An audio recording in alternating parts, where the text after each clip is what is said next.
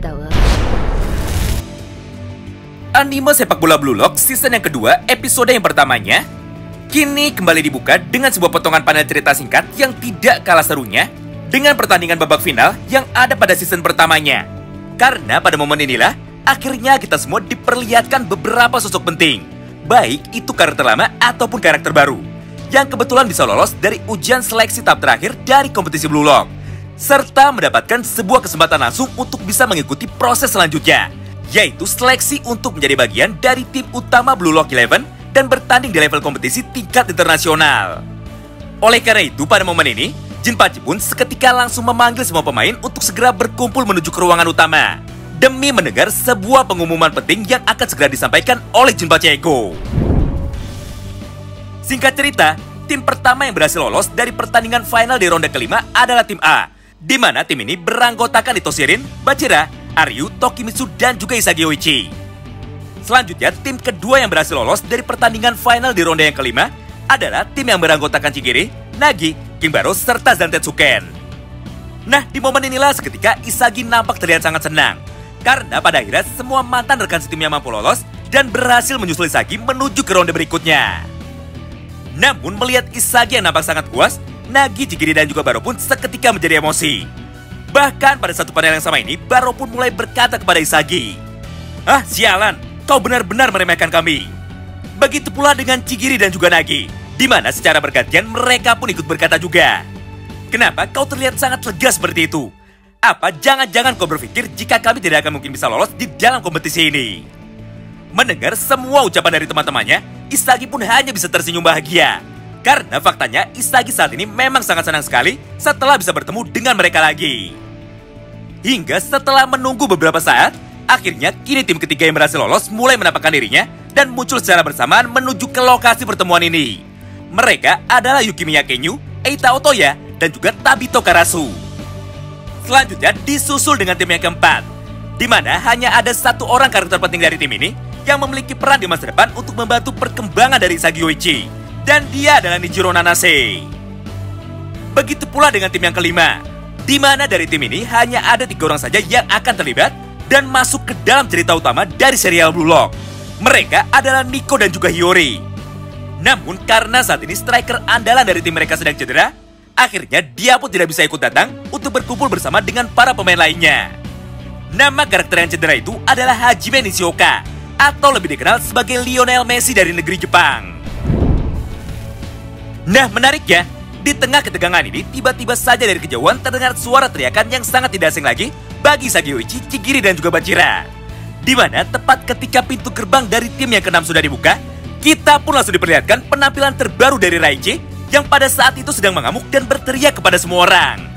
Beruntung di momen ini ada Gagamaru dan juga Junichi Wanima yang mampu menahannya, hingga Raichi pun tidak bisa membuat keributan lagi. Selanjutnya, kini tibalah saatnya momen penentuan mengenai siapa sajakah kelima orang pemain terakhir yang berhasil lolos dari babak final kompetisi sebelumnya. Menyadari hal itu, tentu saja Isagi dan semua teman-teman yang lain pun seketika menjadi panik, karena sampai saat ini mereka sama sekali belum melihat kehadiran dari Kunigami dan juga Mikage Reo. Hingga tepat di saat pintu gerbang tim yang ke-7 telah dibuka, muncullah satu orang pemain dengan plot armor terbesar di dalam serial Blue Lock ini. Siapa lagi kalau bukan biksu tukang diving alias Igarashi, dengan didampingi oleh keempat orang pemain lainnya, yaitu Kurona Reze serta Mikage Reo. Walaupun di momen ini Isagi sudah sangat yakin bahwa jika Mikage Reo bisa lolos, maka Kunigami pun akan lolos juga. Tapi nampaknya kali ini Isagi harus kecewa, karena pemain kelima yang ada di dalam tim Mikage Reo bukanlah Kunigami, tapi melainkan si Raja Iblis saingan baru, yaitu Ryusei Shido. Wow, menarik banget ya. Dengan itu, maka proses seleksi tahap yang pertama dari kompetisi Blue Lock sudah resmi dinyatakan berakhir, dengan jumlah peserta yang tersisa hanya sebanyak 35 pemain saja dari total 7 tim yang lolos. Nah, seperti biasanya, tepat ketika semua orang sudah berkumpul di dalam ruangan ini, tiba-tiba saja Jinpachi Ego pun seketika langsung muncul di dalam layar besar untuk menyampaikan sebuah berita terbaru kepada para pemain, di mana versi singkat dari informasi tersebut kurang lebih seperti ini.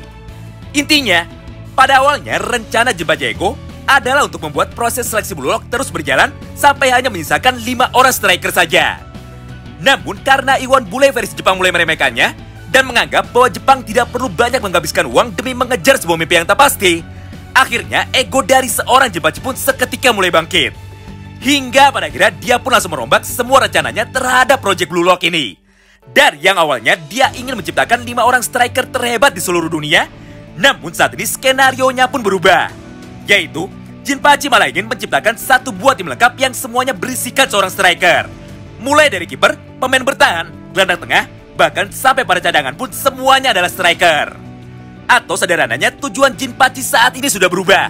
Dari yang awalnya ingin menciptakan seorang pemain hebat, sekarang malah menjadi ingin menciptakan sebuah tim hebat yang tidak bisa terkalahkan.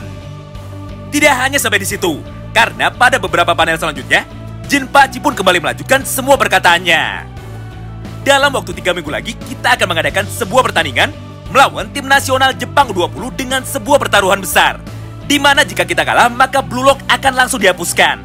Dan kalian semua akan kembali menjalani hidup normal lagi sama seperti biasanya. Namun jika kalian bisa menang, maka secara otomatis, kalian semua akan langsung merebut posisi dari para pemain yang ada di dalam timnas Jepang saat ini. Atau sederhananya, siapapun tim yang kalah, maka tim tersebut akan langsung dimusnahkan. Namun kalian jangan senang dulu. Mengingat tim sepak bola Jepang saat ini akan menghadapi sebuah pertarungan hidup dan mati, maka mereka pun akhirnya memutuskan untuk memanggil pulang salah satu bintang muda mereka yang kebetulan saat ini sedang bermain di klub Real Madrid, yaitu Itoshi Sae. Mendengar semua ucapan dari Jinpachi Ego, seketika semangat dari para pemain Blue Lock pun kembali terbakar.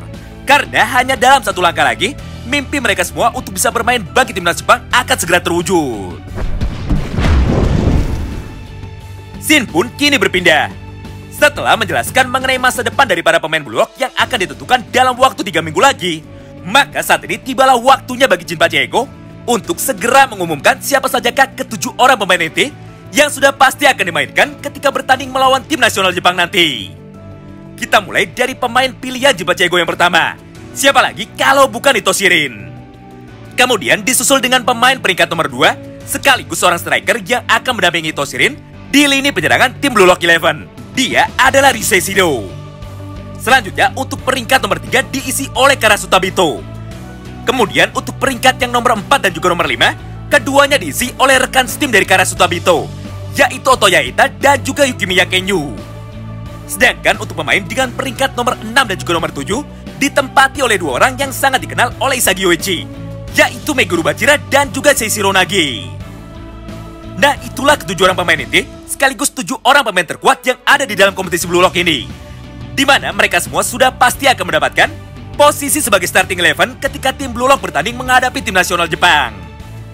Sampai di sini tentu saja banyak sekali pertanyaan yang muncul dari para pemain lain mengenai bagaimana dengan kondisi dari mereka yang tidak terpilih. Karena untuk membentuk satu tim, sudah pasti Jinpachi masih memerlukan 4 orang pemain utama lagi dan 7 orang pemain cadangan. Mendengar semua pertanyaan itu, Jinpachi pun dengan cepat langsung menjawabnya. Baiklah, kalau begitu sekarang akan aku jelaskan bagaimana proses seleksi selanjutnya. Sederhananya, pemain dengan peringkat nomor 1 sampai dengan peringkat nomor 6 akan dibagi ke dalam 3 tim dengan rincian sebagai berikut. Tim A beranggotakan Rin dan juga Ryusei Shido. Kemudian tim B beranggotakan Tabito Karasu dan juga Eita Otoya. Sedangkan tim C akan beranggotakan Nagi serta Yukimiya Kenyu. Nah, tugas dari ke-27 pemain lainnya adalah untuk memilih tim mereka masing-masing dan bertanding bersama di dalam lapangan sebanyak 1 kali dengan sebuah tujuan sederhana, yaitu apakah mereka pantas menjadi rekan setim dari para pemain yang sudah terpilih lebih dulu. Intinya, dalam proses seleksi ini, semua pemain selain ke-6 orang peringkat tertinggi hanya mempunyai 1 kali kesempatan, di mana jika pada akhirnya mereka gagal dan tidak berhasil menunjukkan sebuah kerjasama, serta tidak bisa menunjukkan bahwa dirinya adalah pemain yang berguna bagi ke-6 orang pemain yang sudah terpilih, maka secara otomatis mereka pun akan langsung gagal dan dianggap belum mampu untuk masuk ke dalam skuad utama dari tim Blue Lock 11. Begitupun sebaliknya, bagi mereka yang mampu membuktikan kehebatannya, apalagi bisa mengalahkan 6 orang pemain dengan peringkat tertinggi, maka mereka pun secara otomatis akan mendapatkan 1 buah tiket spesial untuk bisa masuk ke dalam skuad utama Blue Lock 11 dan bermain melawan tim nasional Jepang. Scene pun kini berpindah. Setelah pertemuan sebelumnya dibubarkan, semua pemain pun akhirnya dipersilahkan untuk kembali ke ruangan mereka masing-masing, di mana pada momen ini kegelisahan dan juga kegalauan mulai terlihat dari raut wajah mereka. Karena untuk memilih rekan setim yang bisa diajak kerjasama bukanlah sebuah persoalan yang mudah. Bahkan Isagi sendiri pun dihadapkan langsung dengan dua buah pilihan sulit. Pertama, jika Isagi ingin bisa lolos dengan mudah, maka sudah pasti Isagi harus memilih tim C. Karena faktanya di sana ada Nagi yang akan kembali membantunya untuk bisa mencetak gol. Namun jika Isagi ingin sebuah tantangan dan ingin meningkatkan kemampuannya dengan cepat, maka tim yang harus dipilih oleh Isagi adalah tim A. Di mana pada tim itu terdapat dua orang striker paling egois sekaligus striker yang sulit sekali diajak bekerja sama, yaitu Ryusei Shido dan juga Ito Shirin. Karena ketika kedua orang itu sudah disatukan di dalam satu tim, maka yang akan terjadi hanyalah persaingan antara Rin dan Shido saja, tanpa mau memikirkan semua anggota tim lain yang akan bermain bersama mereka. Nah, menarik ya, tepat di tengah kegelisahan ini, tiba-tiba saja Baro pun langsung muncul di sampingnya, dan di saat yang bersamaan dia pun langsung berkata kepada Isagi, "Woi Isagi, apa kau tidak merasa aneh? Bagaimana bisa kau tidak masuk ke dalam peringkat 7 besar? Padahal menurutku kemampuan yang kau miliki saat ini sudah ada di level yang sama dengan Ito Shirin. Jadi seharusnya kau mampu berada di posisi nomor 2 atau paling tidak di posisi nomor 3. Tentu saja semua hal itu malah menjadi membuatku kesal. Karena faktanya kau adalah orang yang saat ini aku kagumi, sekaligus orang yang aku incar untuk bisa aku kalahkan. Namun jika kau saja tidak mampu mendapatkan peringkat tertinggi di dalam kompetisi ini, maka berarti levelku pun masih jauh berada di bawah kalian. Jadi aku harap kau tidak gugur pada proses seleksi ini, karena hanya aku sajalah orang yang boleh mengalahkanmu secara langsung di dalam lapangan." Nah, setelah mendengar semua perkataan baru-barusan, Isagi pun akhirnya berhasil membulatkan tekadnya dan menemukan semua jawabannya. Setelah 24 jam berlalu, kini waktu pengumuman pun sudah tiba. Di mana pada momen ini, Jinpachi pun mulai menampilkan daftar semua pemain yang sudah memilih tim mereka masing-masing di dalam layar besar. Di mana pada panel itu, Isagi akhirnya memilih untuk bersaing melawan Ito Shirin dan juga Ryusei Shido di dalam tim A. Sedangkan Chigiri memilih bermain bersama dengan Tabito Karasu serta Etao Toya di dalam tim B. Dan Mikage Reo memilih untuk bermain bersama dengan Nagi lagi di dalam tim C. Hingga tepat setelah mereka sudah selesai menentukan dan memilih tim mereka masing-masing, kini tibalah saatnya waktu pertandingan yang pertama langsung dimulai, yaitu pertandingan pembuka antara tim A melawan tim B. Di mana pada saat yang bersamaan, Jinpachi pun langsung memanggil 3 orang peserta pertama yang akan bermain bersama dengan Ito Shirin dan juga Ryusei Shido dengan rincian sebagai berikut. Yang pertama adalah Nijiro Nanase, kemudian yang kedua adalah Hiyori, dan yang terakhir adalah Isagi Yoichi itu sendiri. Singkat cerita, setelah semua pemain sudah menentukan tim pilihan mereka masing-masing, akhirnya Jinpachi Ego pun dengan cepat langsung memulai jalannya pertandingan di ronde yang pertama, yaitu pertandingan mini soccer 5 lawan 5 antara tim A melawan tim B. Di mana anggota pemain dari tim A adalah Ito Shirin, Ryusei Shido, Isagi Yoichi, Hiyori, dan juga Nijiro Nanase. Sedangkan tim lawannya diisi oleh 1 orang karakter lama yang sangat tidak asing lagi bagi kita semua. Ditambah 4 orang karakter baru yang memiliki peringkat tertinggi nomor 3 dan juga nomor 4. Mereka adalah Chigiri, Karasu Tabito, Etao Toya, Shiguma, dan juga Madara. Nah, mulai dari sini seluruh pemain dari kedua tim pun seketika langsung diperintahkan oleh Jinpachi Ego untuk segera masuk ke dalam lapangan tanpa diberikan kesempatan untuk menyusun rencana lebih dulu. Oh iya, supaya tidak bingung dan juga lebih mudah dipahami, jadi seperti biasanya ya, tim dari Isagi akan kita sebut sebagai tim merah, sedangkan tim Chigiri akan kita sebut dengan tim putih, sesuai dengan pakaian seragam yang saat ini sedang mereka kenakan di dalam versi mangganya. Pada awalnya di momen ini, Isagi pun nampak sangat panik dan sempat berpikir buruk kepada kedua orang temannya. Bahkan di dalam hati, Isagi pun mulai berkata, "Yang harus aku lakukan saat ini adalah fokus ke dalam pertandingan, demi membuktikan bahwa aku adalah pemain yang layak untuk bisa masuk ke dalam skuad utama tim Blue Lock. Jadi aku rasa kedua orang rekan setimku ini pasti juga akan memikirkan sebuah hal yang sama. Mengingat kita semua adalah rival, dan kita pun akan bersaing satu sama lain untuk memperebutkan posisi di skuad utama."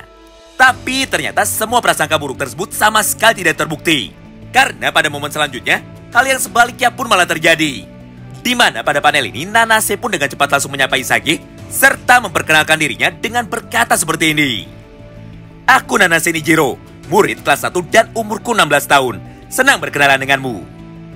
Mendengar dan melihat sikap ramah yang ditunjukkan oleh Nanase, Isagi pun seketika langsung terkejut. Karena ini adalah pertama kalinya Isagi mendapatkan perlakuan ramah dari orang yang baru saja dia temui di dalam kompetisi Blue Lock.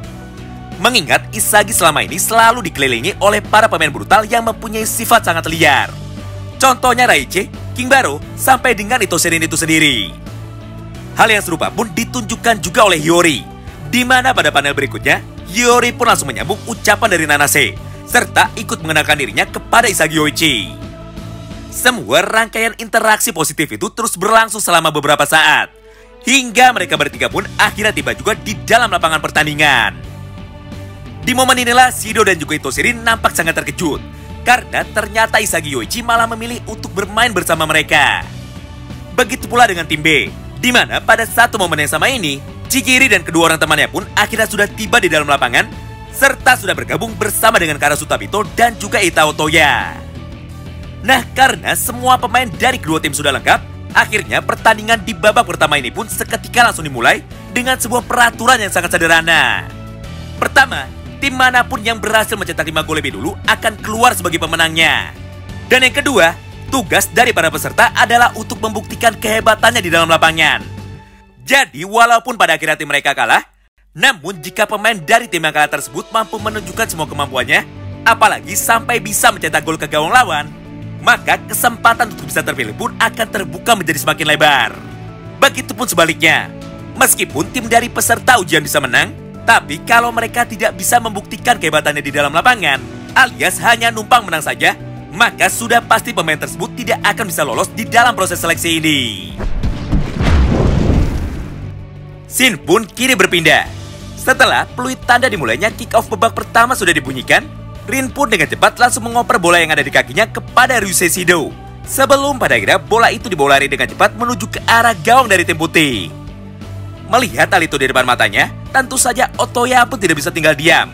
Hingga pada akhirnya dia pun langsung menutup jalur dribble Shido sekaligus menjaganya dengan ketat. Beruntung pada panel ini, Isagi tiba-tiba saja datang dari arah belakang dan dia pun langsung meminta Shido untuk mengoper bola itu kepadanya. Nah, tepat setelah bola tersebut mendarat di kakinya, Isagi pun dengan cepat langsung melakukan serangan kombinasi lagi bersama Itoserin untuk menembus benteng pertahanan ketat yang dijaga oleh para pemain tim putih.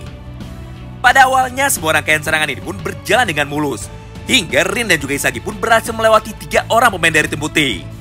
Tapi sayangnya semua hal tersebut tidak berlangsung cukup lama, karena faktanya di dalam tim putih saat ini ada Hyoma Chigiri, di mana dia sudah sering sekali melihat pola serangan kombinasi yang biasanya selalu dilakukan oleh Isagi Yoichi. Hingga pada panel berikutnya, Chigiri pun mampu membaca dengan mudah semua pergerakan dari Isagi, dan berhasil menggagalkan rangkaian serangan Isagi, serta langsung membuang jauh bola itu ke sisi sebelah kiri lapangan. Di momen inilah sebuah hal yang sangat tidak terduga kembali terjadi di hadapan kita semua. Karena ternyata Ryusei Shido mampu merespon dengan cepat pergerakan dari Chigiri, dan dia pun langsung berlari ke arah yang berlawanan, meninggalkan kedua orang pemain lain yang sedang menjaganya. Walaupun pada saat itu tidak ada satupun pemain di dalam lapangan yang percaya bahwa Ryusei akan mampu mengejar bola dan mencetak gol dalam posisi tersebut. Mengingat jalur tembakan dari Shido sudah ditutup dengan rapat oleh para pemain bertahan dari tim putih. Namun kenyataannya justru sebaliknya. Karena pada saat yang bersamaan, Shido pun tanpa basa-basi langsung melancarkan satu tendangan berputarnya tepat ke arah gawang yang ada di belakangnya tanpa melihat lebih dulu kemanakah arah bola yang dia tembakkan. Hingga kedua pemain bertahan dari tim putih menjadi tertipu dan mereka pun tidak bisa menghentikan tembakan itu sama sekali. Akibatnya, gol yang pertama pun berhasil tercipta dari kaki Ryusei Shido. Dan skor pun seketika langsung berubah menjadi 1-0. Nah, melihat semua hal itu di depan matanya, Isagi dan juga Chigiri pun akhirnya baru sadar bahwa ternyata Shido memanglah seorang pemain yang luar biasa hebat. Jadi tidak heran jika Kunigami berhasil dikalahkan oleh Shido pada babak penyisihan sebelumnya. Scene pun kini berpindah. Setelah peluit tanda dimulainya kick off yang kedua sudah dibunyikan, kali ini giliran para pemain bintang dari tim putih yang menunjukkan semua kehebatannya. Di mana pada panel berikutnya, dengan cepat Karasu pun langsung berlari seorang diri menuju ke arah Isagi Yoichi. Karena menurut Karasu, Isagi adalah pemain terlemah dari tim merah yang paling mudah untuk dia lewati dan juga dia kalahkan. Bahkan pada satu momen yang sama ini, Karasu pun mulai berkata kepada Isagi, "Haha, ternyata semua hasil analisaku kali ini benar-benar terbukti. Isagi, kau ini hanya bisa bermain dengan baik ketika ada para pemain hebat lain yang membantumu di dalam tim. Namun ketika kau dipisahkan dengan mereka dan dipaksa untuk bermain sendirian, maka kau hanyalah seorang pemain lama biasa yang tidak bisa melakukan apapun. Atau sederhananya bagi Karasu Tabito, Isagi adalah pemain lemah yang hanya bisa menang dengan cara mengandalkan kehebatan semua teman-temannya. Dan ketika Isagi bermain seorang diri, maka semua kemampuan spesial yang dimiliki oleh Isagi sama sekali tidak bisa digunakan. Walaupun terkesan sombong dan arogan, tapi nyatanya semua perkataan dari Karasu tersebut ada benarnya juga. Apalagi pada momen berikutnya, Karasu pun berhasil mengalahkan Isagi Yoichi dengan sangat mudah sekali dalam duel 1 lawan 1. Sampai pada akhirnya Ryusei pun harus repot-repot turun ke area pertahanan untuk menghentikan pergerakan dari Karasu Tabito dan membantu Isagi Yoichi merebut bola itu dari kaki Karasu. Meskipun semua upaya yang dilakukan oleh Shindo saat ini sangatlah sia-sia, karena faktanya Karasu berhasil melewati Ryusei dan juga Isagi lagi dengan menggunakan gocekan berputarnya yang sangat lincah. Hingga di saat yang bersamaan, dia pun langsung melancarkan satu tendangan supernya tepat ke arah sudut kanan gawang dari tim putih. Dan gol pun akhirnya berhasil tercipta melalui permainan solo Karasu Tabito. Serta skor pun kini berubah menjadi 1-1. Nah, di momen inilah dengan cepat Hiyori pun langsung datang menghampiri Isagi untuk memberitahu Isagi sebuah informasi penting mengenai Karasu Tabito dengan berkata seperti ini. Isagi, sepertinya Karasu sudah menjadikanmu sebagai target yang akan dia hancurkan. Jadi mulai dari sini Karasu pasti akan terus mengincarmu dan menjadikanmu sebagai pusat dari semua pola serangannya. Karena memang seperti itulah gaya permainan dari Karasu Tabito yang selama ini selalu dijuluki oleh semua orang sebagai seorang assassin. Simpelnya, Karasu bermain dengan cara menggunakan kemampuan analisanya yang sangat tajam untuk menentukan titik lemah dari tim lawan, lalu dia pun akan menggunakan kelemahan itu untuk menghancurkan para lawannya. Tidak hanya sampai di situ, karena pada panel berikutnya, Hiyori pun kembali melanjutkan semua perkataannya kepada Isagi. Isagi, aku punya sebuah saran untukmu, yaitu mulai sekarang fokuslah untuk menggunakan semua kekuatan yang kau miliki di dalam pertandingan ini untuk melewati Karasu Tabito. Dan jangan pernah memaksakan diri untuk mengalahkannya di dalam duel 1 lawan 1. Nah, setelah mendengar semua perkataan dan juga penjelasan dari Hiyori, Isagi pun seketika langsung sadar bahwa kelemahan dari dirinya saat ini adalah kondisi fisiknya. Hingga di dalam duel 1 lawan 1, Isagi pun tidak akan pernah bisa menang jika harus bertarung secara langsung melawan Karasu Tabito. Oleh karena itu, mulai dari sini Isagi akan merubah pola berpikirnya dan hanya akan fokus untuk menggunakan ketiga kekuatan utamanya demi mengalahkan Karasu, yaitu pergerakan tanpa bola, tendangan direct shoot, serta kekuatan vision untuk memprediksi semua pergerakan lawan. Setelah peluit tanda dimulainya kick-off yang ketiga sudah dibunyikan, Rin pun dengan cepat langsung memberikan satu operan pendeknya kepada Isagi lagi. Dan di saat yang bersamaan, dia pun langsung berlari menuju ke arah gaun putih untuk mencari posisi yang kosong. Tapi sayangnya belum sempat Isagi membawa lari bola tersebut dan juga belum sempat Isagi mengembalikan bola itu kepada Itoshirin, tiba-tiba saja Karasu Tabito muncul di samping Isagi lagi dan langsung mendorong tubuh Isagi menggunakan tangan kirinya dengan niat untuk menjatuhkannya. Di momen ini Isagi pun awalnya sempat berjuang dan berusaha sekuat tenaga untuk terus menjaga bola yang ada di kakinya supaya tidak bisa direbut oleh Karasu Tabito. Namun melihat perjuangan Isagi yang sangat gigih, kali ini Karasu pun kembali menggunakan pergerakan tangan kirinya lagi untuk mendorong pundak bagian kanan dari Isagi. Akibatnya Isagi pun menjadi hilang keseimbangan dan pada akhirnya bola pun berhasil direbut dengan mudah oleh Karasu Tabito. Melihat Isagi yang sudah mulai kesulitan, Nanase dan juga Ryusei pun kembali datang ke arah Isagi lagi dengan niat untuk membantunya. Tapi sayangnya kali ini mereka bertiga harus kecewa karena faktanya sejak awal Karasu sudah mampu membaca permainan dari mereka dan sudah menunggu kedua orang pemain bertahan dari tim merah datang untuk menghentikannya. Hingga di saat yang bersamaan, Karasu pun langsung memberikan satu operan bola lambungnya ke arah Eta Otoya yang kebetulan pada saat itu sudah berhasil menipu Itoshirin dan juga Hiyori, serta sudah berdiri dengan bebas tanpa ada satupun pemain yang mampu menghentikannya. Sampai pada momen berikutnya, dengan cepat Otoya pun langsung menembakkan satu tendangan mautnya ke arah gaun tim merah. Hingga gol pun berhasil tercipta dari permainan mereka berdua dan skor pun kini kembali berubah menjadi 2-1 untuk keunggulan bagi tim putih. Nah, di momen inilah Itoshirin baru mengerti bahwa di dalam permainan sebelumnya, Otoya mampu melakukan pergerakan tanpa bola dengan tempo yang sangat cepat sama seperti seorang ninja. Itulah yang membuat Rin tidak bisa menebak dan menghentikan pola serangan dari tim putih. Bahkan pada satu momen yang sama itu, Rin dan juga Hiyori pun seketika langsung berkata, "Hah? Jadi ini ya combo mematikan yang sangat ditakuti oleh para pemain Blue Lock yang ada di grup mereka, yaitu combo antara pergerakan ninja yang sangat lincah dan juga kelicikan seorang assassin yang hanya berani memangsa para pemain yang lemah saja. Baiklah kalau begitu, pada permainan selanjutnya akan aku bungkam mereka berdua. Nah, itulah jalannya alur pertandingan menarik yang ada pada episode ini. Tentu saja bagi kalian yang penasaran dan ingin tahu bagaimana kelanjutan cerita dari pertarungan penentuan antara tim A melawan tim B, nantikan terus ya update selanjutnya di channel ini. Terima kasih banyak yang sudah simak video ini sampai habis dan salam baku hantam.